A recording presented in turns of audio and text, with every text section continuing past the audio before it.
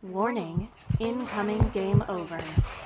Warning, incoming game over.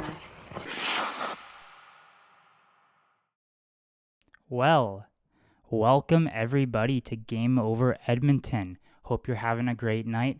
I sure am, and the Oilers sure are too. And that is back-to-back wins with a 4-2 victory over the Seattle Kraken in Seattle after having to travel too. They were at home for the Anaheim game. Now they had to travel, get wins in both. Bet you're feeling pretty good. I am too, especially with the way they won this game. I think they made a lot of improvements over the game yesterday, and it's crazy to see this kind of effort in a back-to-back. So, a little bit of a recap for you in our first period. Right off the bat, lights went out. It's kind of really funny actually, because it was on an Oilers possession. They get right to it right off the draw. Connor McDavid's in the Oilers zone. Lights go out. They have to blow the whistle. Second shift is Leon Draisaitl with Podkolzin and Arvidsson and Nurse Kulak on the blue line. All five of them touch the puck in a absolutely beautiful sequence. Goal. First minute, Podkolzin with his fourth. Draisaitl, 30th assist. Best player in the NHL. And it's just a great play from everyone on the ice, right from Nurse to Kulak up the ice. Beautiful. 5 minutes later, look who it is. It's Jeff Skinner with a beauty. Oh my God, this was such a beautiful goal. It was so good. Again, what a great play from everyone bringing the puck up the ice. Kapanen and Ryan especially, who I kind of took maybe a shot.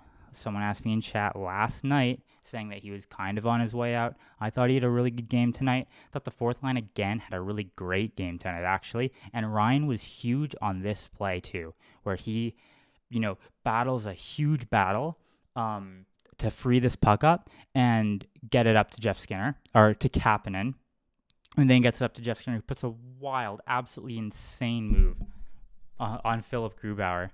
And, I talked last night about how Jeff Skinner looked like he had the yips, looked like he was very nervous out there. A lot of pucks, bobbling over his stick, passes not being received. But tonight, what a great goal for him.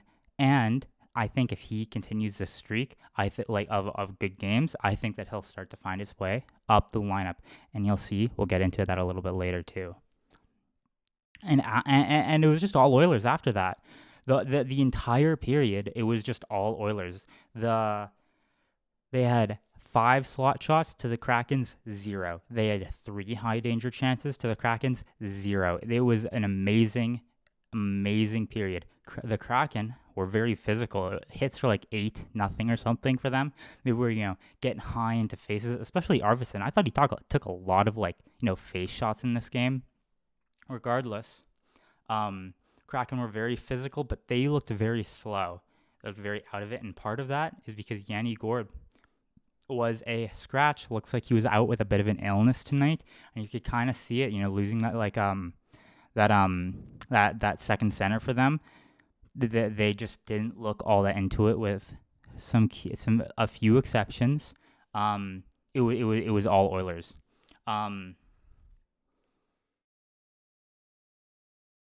Going into the second, right off the bat, it's a bit of a light McDavid penalty, but it's a great penalty kill from the Oilers. Another penalty kill, and this one's a bit of Bouchard. Little bit of a lazy hook there. But again, the Oilers kill it off. Absolutely wonderful. 0 shots on 2 power plays for the Kraken. No shots.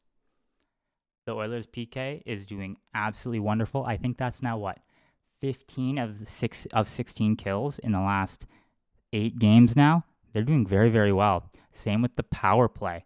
35% best in the NHL in the last 16 games. Fortunately, they didn't score on this one today. I still thought they had some good looks, though.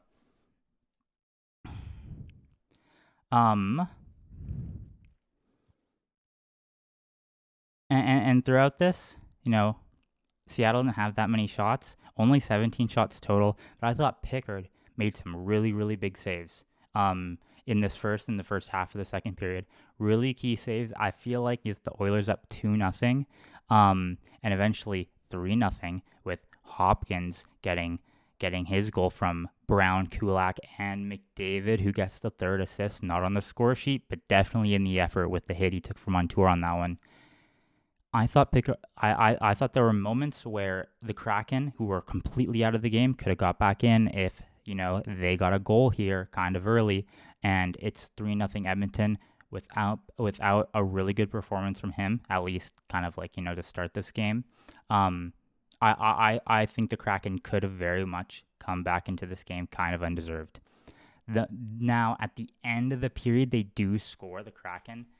Chandler Stevenson, it's a bad pass from Kasperi Kapanen, who I thought didn't have a great game. I thought there were some moments where he made some defensive lapses, and on the goal, it's kind of all him. It's kind of like that that goal from last night with Bouchard, or no, Connor Brown. Sorry, Connor Brown made the same mistake last night. Pass at the blue line, intercepted all the way down. It's a hard shot for Pickard to stop, and I can't really blame him on that one. It's 3-1, but after that goal, the Kraken kind of looked, they had a lot of energy. The building had a lot of energy at that point. I thought that this was kind of like, the moment maybe last night where Anaheim ties it up, or the previous Anaheim game where they could also tie it up, and they eventually, won that game on the 29th. Maybe you get a little bit worried. And in the third period, they do get that second goal. It's Jaden Schwartz, who, fellow host, Austin, he kind of called it. He didn't have a post-game video on his channel, but he made a pre-game, sorry. But he made a post saying, gotta watch out for Jaden Schwartz, because he's one of them. He does score a lot of points against this Oilers team. And you know what? There he is. He gets the goal, 3-2. This could have been kind of bad for an Oilers team that was kind of looking to play shutdown hockey. A lot of that hockey that they were playing at the end of last year into the playoffs. Win those games 3-1, right? You don't need to be these offensive world beaters every single night. You want to lock that stuff down. And I think, with a few exceptions, I think they did a very good job of that tonight. I think that they did a very, very good job of doing that. And even though, there were a few times where Seattle got extended pressure, I really thought that the Oilers mostly played their game and very, very well, what they wanted to do. And Draisaitl, with the empty net stat pad, as all of the great point leaders and goal leaders do, gets his 29th. That's like a 6 up on the rest of the field. This is the highest goals per game pace he's had in his career. Best player in the NHL. We all know it. We all know it. Give him every trophy. Give him the Hart. Give him the Richard. Give him the Art Ross. Give him the Selke. Do it. He's very defensively good this year. Not the best, but I think it's very impressive, the improvement that he's made. Overall, I think the Oilers, did exactly what they wanted to do in this game. They came out strong, and they ended with very good defensive hockey with a few lapses, but overall, I think very, very well for them. So as we move into our second part of our show, our second period, I do want to give a bit of a shout out to our fellow show here at Game Over. Shift into hyperdrive hockey. Shift into hyperdrive and get ready to have some fun with your new source for all the biggest stories in hockey, bringing a unique style of broadcasting and commentary with a Quebecois flavor. Hyperdrive Hockey combines top-tier hockey analysis, big stories, pop culture, and a damn fun atmosphere that will drive debate, make you think, and more. Join Max Van Hout, Daphne Malbeuf, and Kevin Laramie every Tuesday and Friday. That's Tuesday and Friday for your fill in the hockey world. Watch on YouTube on the Game Over Network channel, or subscribe to the podcast on Apple, Spotify, or Amazon. Head to our website, thegameovernetwork.com, for more. So as we get into our second period here, I want to talk about specifically what the Oilers did to improve over last night. Because if you remember, yes, it was still a win, but I had a little bit of concerns. I had a little concerns from last night. And I want to talk about, because I think the Oilers improved greatly on that. Firstly, one of the things that I think continued to improve last night, Jeff Skinner, gets a goal, finally kind of gets out of a little, like, it's not like Connor Brown going 50 games without any goals. He does a 7 on the year, but it's such a nice move. It's such a goal scorer's goal. Like, that's the Jeff Skinner that we signed in the offseason, and it's so nice to see him. And I thought he was, hard in the play. I thought he had better defensive moments this game than last, and I think a streak of these is exactly what's going to push him up the lineup to where we all know as fans where we want him to be on that first or second line with McDavid or Draisaitl, right? And he did. He got shifts. The very often Chris Knoblauch likes to play Draisaitl, McDavid, and a winger. Usually Zach Hyman, sometimes Nugent Hopkins, sometimes but Colson or some other winger if they're having a really good night, they're really feeling it. And tonight it was Jeff Skinner who got that promotion in the third period, and it looked great. Jeff Skinner was right in the play, had some good looks. I would love to see more of that. Janice McKay in chat. You think Jay Skins would be getting hot scoring goals on the road trip? No, I totally did. I posted on Twitter and in our in the Discord that that I had predicted the future last night, because I did. I was like this first kind of improvement from Jeff Skinner that I had seen in quite a while, and I think it's going to continue, and I think he's going to get that spot up the lineup with this experimentation the Oilers have been trying, with Connor Brown still on the top line performing well. So I really hope to see more of that. I really think it will happen. I really do. Then the effort. I talked a lot about the effort last night. I think the effort was just so much better from the Oilers, from just all around. But Colson, Arvidsson, hard, like especially Arvidsson, he was getting kind of banged up, all the Oilers kind of were. McDavid took that shot earlier that I was talking about, but McDavid was making moves, and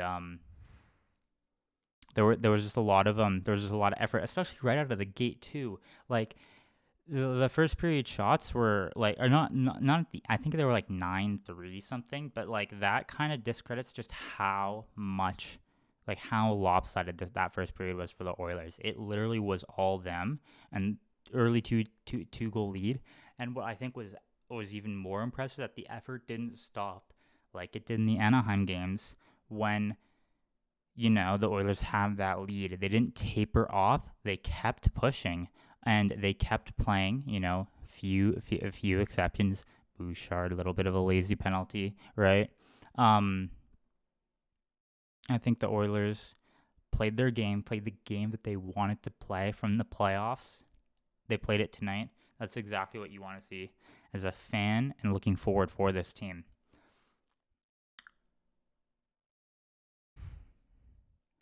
I'm very happy with the victory tonight. So as we move into our third segment, our third period, I want to give some love to my friend Graham over at Game On Edmonton, our daily news podcast show. Game Over has you covered after the game, but in order to get ready to watch the Oilers, you got to get your game on too. Game On Edmonton is a short-form daily news podcast covering everything you need to know about the Edmonton Oilers, hosted by Graham Mosimann. Get all your Oilers news in under 10 minutes, Monday through Friday on the Game Over YouTube channel and in podcast form, which you can find at thegameovernetwork.com/pages/Edmonton. Alrighty. What are the Oilers? Where do things stand for the Oilers? Yes, they just had a very good victory. over a decidedly not great Seattle team. They have only won 3 of their last 10. They are, I'd say, kind of far out of the playoffs at this point. They're 7 points back of the Canucks in the wild card spot, and that's 12 points back of the Oilers, who are pretty comfortably in that third position, only 2 points back of LA, 6 points back of Vegas in the Pacific.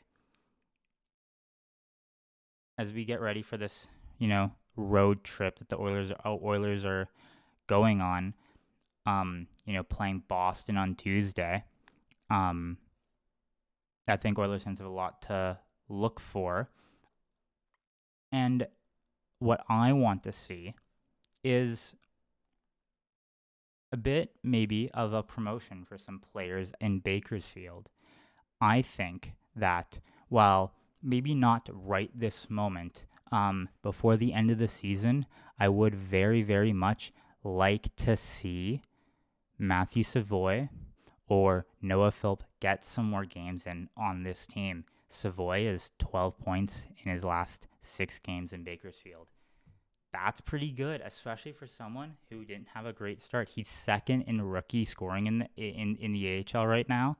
I really think that, especially with Perry, taking it taking the healthy scratch tonight, for the rest, or with Derek Ryan on that fourth line, or with Janmark, who I think has still kind of been probably one of the odd men out in this Oilers lineup, or Kasperi Kapanen, who I think has had a few, maybe rough games. I would like to see some of our younger guys in Bakersfield, get that chance again.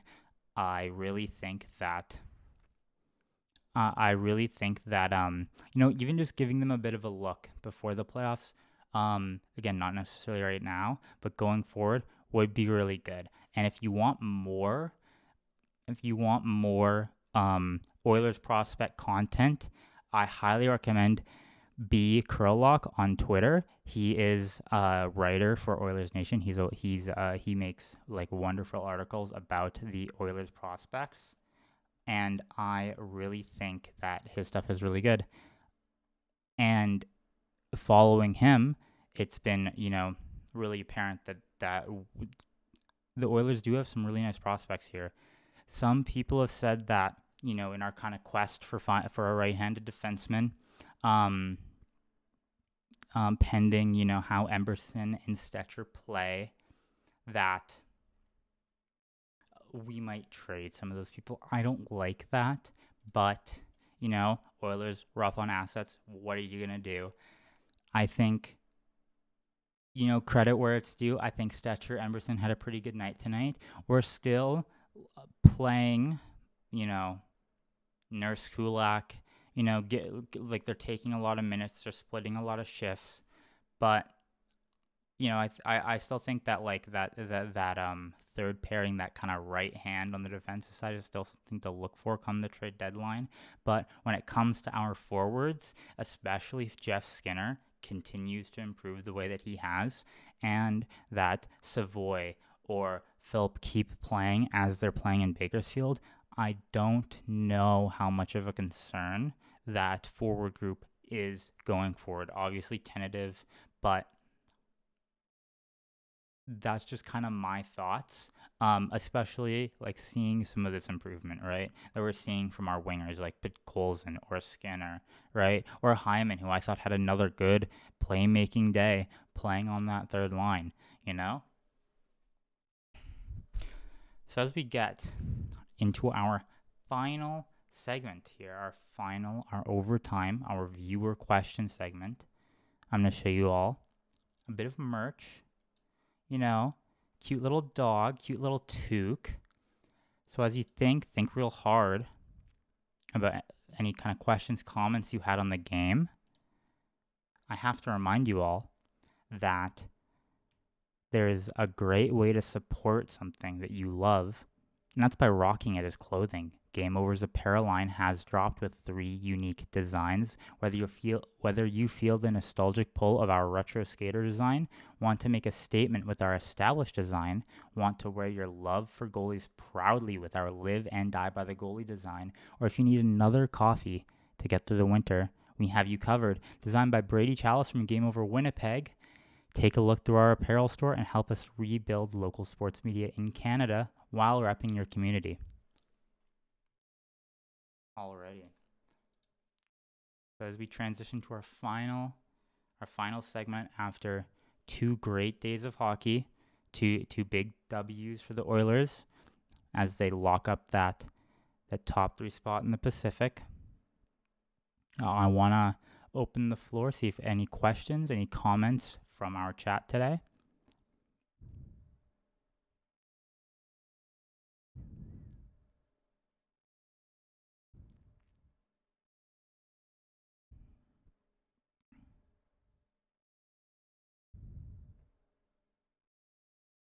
One thing, not really hockey related, but I thought was kind of nice, was during the broadcast, they had this little it was like a Gene Principe segment talking about Jessica Campbell, assistant coach for the Kraken, handing out little friendship bracelets to a bunch of kids I think it was during practices or before or during warm-ups. Sorry, I don't know. I thought that was just a cute little thing to mention that I know that was warmed my heart just a little bit.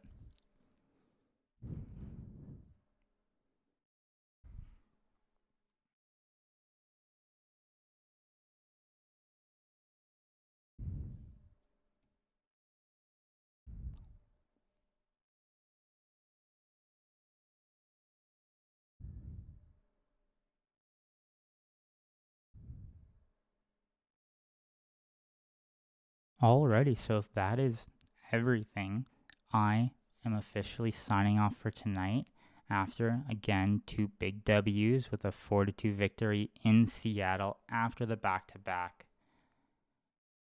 The Oilers play next on Tuesday in Boston. You can catch Avry, friend, coworker, co-host, after the game, after the final whistle, to break that one down for you. My name is Ash. Have a good night.